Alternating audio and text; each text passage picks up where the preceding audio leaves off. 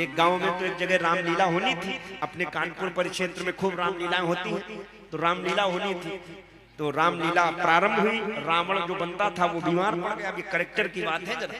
अब वो जब बीमार पड़ गया तो बच्चों ने, युवा कमेटी थी, बोले क्या करें। तो मेला में हलवाइयों की दुकान थी, जलेबी वलेबी बना रहे। तो एक चाचा जी थे, खूब मोटे मोटे बड़ी बड़ी मूछें रखे थे और खूब लंबा चौड़ा शरीर था। नाम था भग्गू काका। तो बच्चे गए, बोले काका तुम ही रावण बन जाओ। वो बेचारे कभी कुछ किए नहीं थे। बोले भैया हमने कभी स्कूलों में नाटक नहीं किया, तुम रावण बना रहे हो हजारों की भीड़ में, हम नहीं बन पाएंगे। अरे बोले गांव की इज्जत का सवाल है चाचा, इतना तो करिए। और पैर पकड़ लिए बच्चों ने।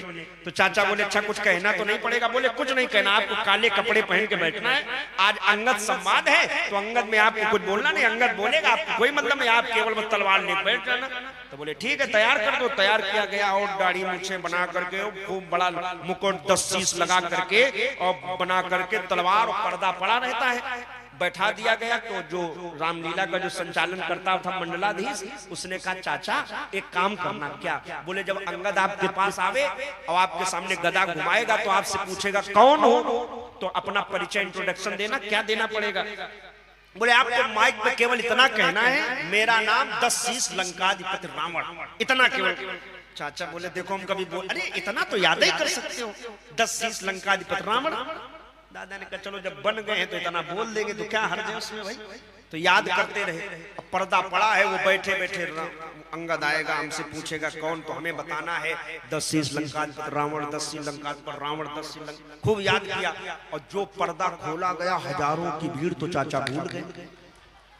अच्छा आपको सही बतावे, हम बहुत से लोगों को हमने देखा, बड़े बड़े नेता अभिनेता, माइक पर समाज में बोलने की कला सबके पास नहीं। जैसे हम कल देख रहे थे, कल एक भाई साहब परसों के दिन कलश यात्रा के पहले संचालन कर रहे थे। इतना अच्छा संचालन कर रहे थे यहाँ से कि हमें उनकी वो माइक पर बोलने की जो बॉडी अट्रैक्शन था बड़ा अच्छा लगा।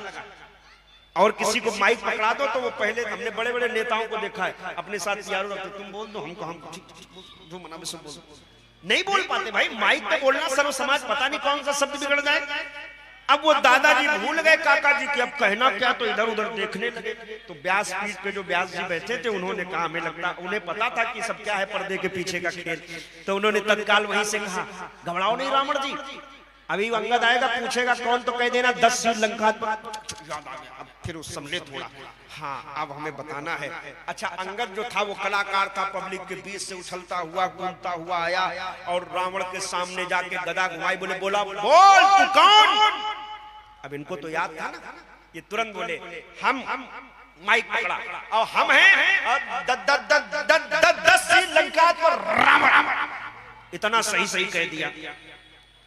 अंगद बोला, फिर इधर उधर घूमा, फिर उछल के आया और उसको पता नहीं कौन सी क्या सूझी और फिर नाक के सामने गदा घुमाई। बोले सच सच बता तू कौन। तो उनको लगा एक बार बताना था, बता दिया, अब क्या बतावे।